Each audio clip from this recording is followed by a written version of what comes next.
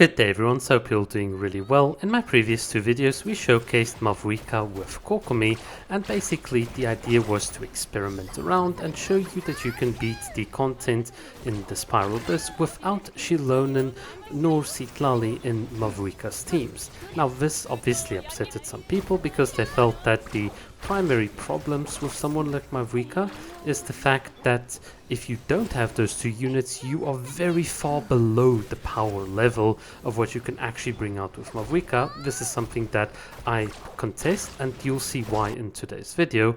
And the second issue that a lot of people raised was the fact that Mavuika doesn't offer as much as someone like Furina does. So that is why they're disappointed with her, and some people remarked about the Night Soul and burst mechanic, but that is something that you can easily play around. So what have I got lined up for you today? Well, we are going to do a bit of a fun team, a Chivalrous Overload team, and I know immediately some people are going to be like, I don't have Chivalrous, I don't have Auroron. No problem. The second half of this video will look at the current banner on which Mavuika has Bennett, Diona and Kachina. Kachina being a free Natlan character everyone has, and I'll show you at the end a 950k nuke with Mavuika just using that team. So if you really are interested in massive numbers without Shilonen nor Sitlali, you're gonna get it. So that's gonna address the part of the criticism, and then throughout this video we'll talk a bit about Furina and exactly what she enabled and exactly what Mavuika enables, because I think the two actually do kind of the opposite. But before we get into all of that, the first thing that I want to point out to you is this Chivalrous Overload team, because it is such a fun team to play. Yes, you don't get the massive big nukes, but what you get is far more consistent damage over time, and this is a subtle issue that a lot of people don't really understand.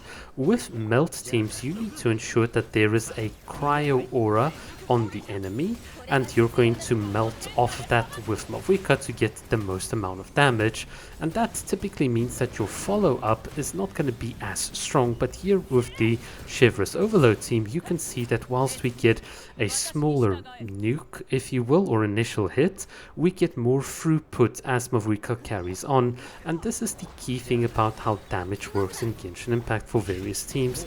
Some teams have a higher base damage but a lower ceiling, and this is distributed throughout time, and it adds up to be quite substantial, but other teams have a far higher ceiling but for a very shorter time window, so your effective DPS per second can actually work out to be the exact same between a melt team and an overload team like this. It's just that how that damage is being put on the field will differ from team to team. Now obviously for us playing at C0, we're not going to one-shot all the enemies, so the differences between these approaches definitely do kind of like show in the combat. But as you can see in the background, this overload team with Chivalrous and Auroron is super comfy. It's one I would recommend if you have Chivalrous, or at least try some of the variants with Chivalrous here. And you can also do this instead of with Auroron, you can do this with Fischl, although you're going to lose out on a bit of damage because you're not going to get that full fighting spirit for Mavuika. But this is just, I've just made the showcase to show people that you don't need like big nukes in order to get decent results in the Abyss. Sometimes it's not all about just the big number that you pour everything into one character. It is just about how you understand the damage equations, the different ways the elemental system reacts, and also how the aura management works on the enemies. And I think the big thing to be aware of with someone like Mavuika is that her elemental skill is typically used first, and then you'll use something like Shilonen or Kachina for that Cinder City buff. And the downside of this is that that elemental skill is still going to keep on ticking in the background, and that means that you need to be careful in terms of how you set up reactions. Now obviously, since Sitlali is a premium 5-star unit compared to someone like Diona and Layla, you're going to get a bit more cryo application that makes the melt a lot easier. I believe there is some like melt tech that people have even discovered with Citlali, but this is the entire point. Even if you don't have someone like Citlali for the consistent melt, there are still ways you can play mechanically, skillfully to set up the reactions and still get decent results. And that is what the second part of this video is all about. It's about showing you that in order to get a lot of damage done, you don't need Shilonen or Citlali, although they make life a lot easier. You can still get very, very decent outcomes, but it's going to require you to build your characters properly. It's going to require you to do their energy management properly. It's going to require you to actually think a bit about your rotations. But in any case, I'll let this play in the background whilst we talk a bit about Furina. So, the big problem with what a lot of people have with Mavuika is that Furina just enables so much more, and hence they're disappointed in Mavuika as an Archon. Now, in my personal opinion, this is incredibly misplaced because what Furina does is sub DPS with like the enablement of healers. That is primarily the contribution Furina did. And typically when you look at your hyper carries in the game of Genshin Impact, for instance like your Shao with Farazan, Xianyun and Bennett, or Wu Tao with Yelan, Xingshu and Zhongli, your hyper carry teams typically are very inflexible. It's not like you've got 20 different teams that are all just within 1% margin of each other and are all equivalent. No, like with hyper carries, they are typically very, very specific setups. And this is the one thing that Furina didn't really enable. What she enabled was a lot more of the supporting characters being viable in a team due to her presence being as part of a team.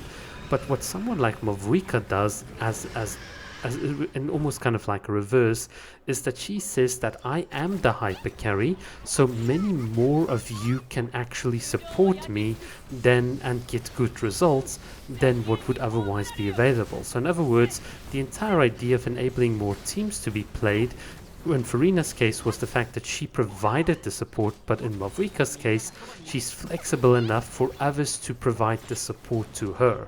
That is exactly what I tried to show with my Kokomi and Layla video, with this Overload team, with this like Diona team.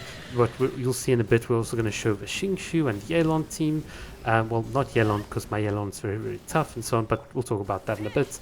And that is just kind of the point. There are many more other teams as well. And this is just what's so cool about Mavuika. And Mavuika herself, and I think more and more people are now finally recognizing this, does replace Xiangling in a lot of the off-field pyro applicator roles that Xiangling had, and this is just because of the ease in which you can do that off-field application. This is why I did the little Mualani showcase right there in the beginning. Yes, I know it's a C1 Mualani with Shilonen, but you could definitely see how easy it was with Mavuika. We did this a Kokomon thing with Kokomi. There are Emily showcases with Mavuika that you can use. There are some Virgin showcases. And there are other melt showcases as well with other main carries where Mavuika is like a cryo player, for instance like Resley and Ganyu. Melt is very, very popular.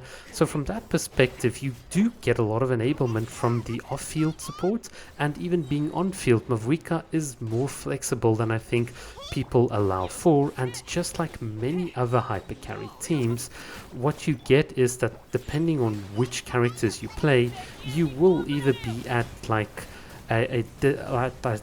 either a lower or like a higher damage threshold within the different teams that you're using, or the different characters that you're using. That's just like the nature of Genshin Impact.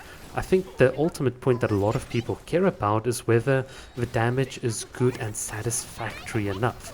And that is exactly what you also see here in the background. Here comes your absolutely biggest nuke that I can show to you with this team. There you go, a 920, did I say 15? I can't remember. But a 920 nuke with a team like this. No Shilonen, no Citlali, and I've seen other content creators use Shilonen and Citlali and only getting like a 700k. So it definitely shows you that just by building teams properly, you can get very, very good outcomes. And Mavuika is so flexible. Look at that. You can multi-hit enemies that are standing apart. It's just, as a DPS unit, she's incredible.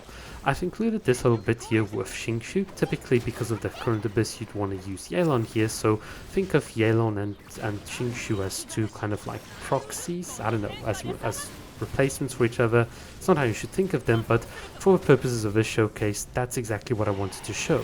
You get enough Hydrope here from Xingshu to do a couple of vaporizers. You don't need to always just do the normal attacks, 1 or 2 is enough. Although, if you're playing them like Xingshu and Yelan with Mavuika, you're going to lose out on some of the personal damage because Mavuika's best playstyle is the rotating charge attack, but nonetheless, you can still get very decent results. I mean, if what you're seeing in the background here is not enough time savings for you to beat the first halves, then you need to do better in terms of your artifacts, or you just need better teams. But I do think everything shown today is very reasonable. So from that perspective, let's start wrapping up the video. And I've also got a fun one here with my all Archon team, which is which is a bit of a meme team, so it's just here for your entertainment. Right, let's wrap up. So Mavuika is very flexible for me as a character, and that flexibility gives me a lot more enjoyment and different ways of playing the game, and ultimately that is the value you get from pulling on a character banner, is being able to allow you to play the game in different ways, for you to enjoy once again your Genshin Impact experience. And I felt that Mavuika has delivered in all of those departments, and hence this is why I like the character so much. So yeah, from that perspective, she's a fantastic Archon. Nothing more that I can say. Right guys, that's what I've got for you today. Thanks for watching.